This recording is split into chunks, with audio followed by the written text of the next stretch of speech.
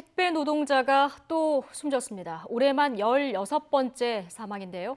택배 노조와 유족은 6개월 사이에 무려 20kg이 빠질 정도로 과도한 업무에 시달렸다, 이렇게 얘기하고 있습니다.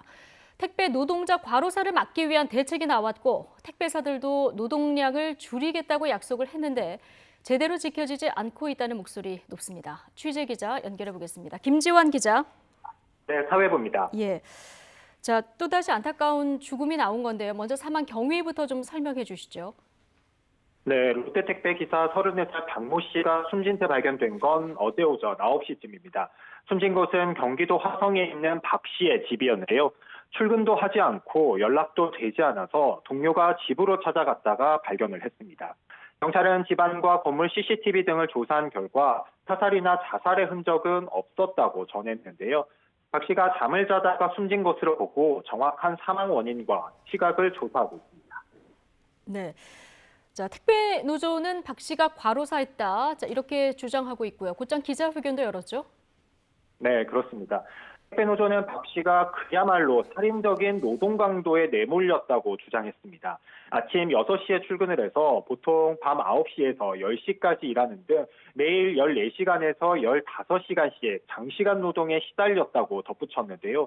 또 하루 평균 많게는 380개에 달하는 물량을 배송했다고도 말했습니다.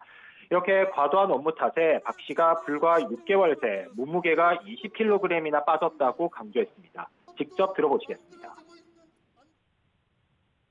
키가 190cm, 체중이 110kg 나가던 건장한 청년 택배 노동자였습니다.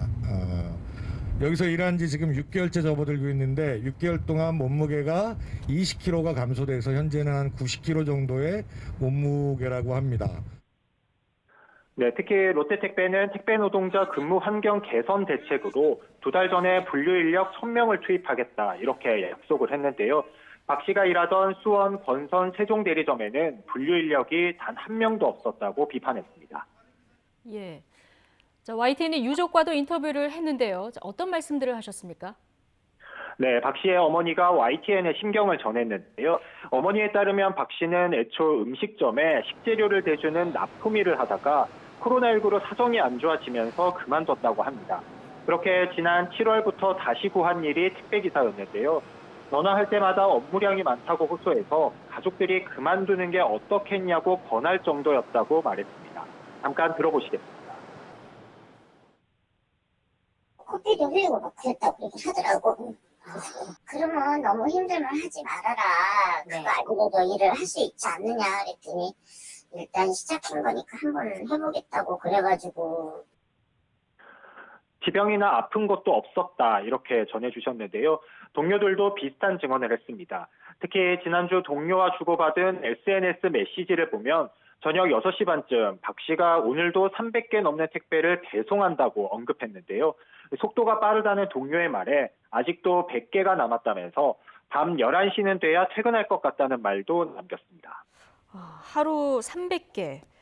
자, 노조와 유족, 동료까지 모두 과로사다, 이렇게 얘기를 하고 있는 상황입니다. 롯데 택배 측 입장도 들어봤습니까? 네, 롯데택배 측은 과로사가 아니라고 반박했습니다.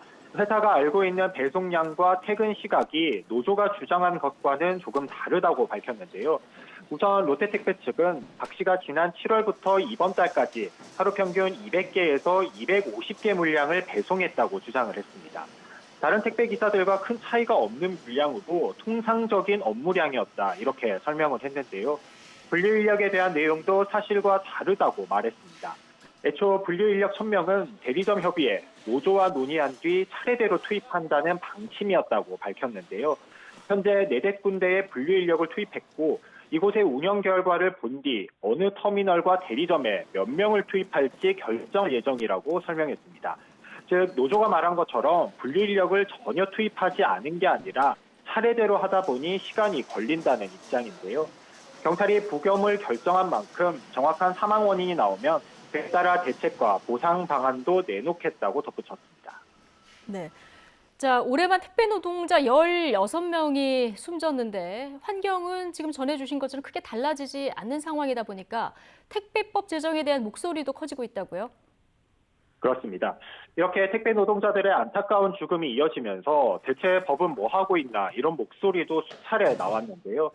생활물류서비스산업 발전법, 이른바 택배법은 지난 20대 국회부터 모두 3차례 발의됐지만 번번이 폐기됐습니다.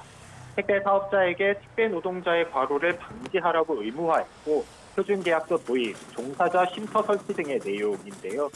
택배 노동자를 뺀 사업자와 화물 용달업계도 반대하다 보니 그동안 제정이 쉽지가 않았습니다. 21대 국회에서는 사업자와 화물 용달업계도 차례로 찬성을 하면서 임시국회 내에 통과될 가능성을 퍼졌는데요. 하지만 이해관계를 논의하는 과정에서 분류작업에 대한 내용은 빠지고 분실이나 파손 물건은 택배 노동자가 비용을 물어야 하는 것도 여전한 상황입니다.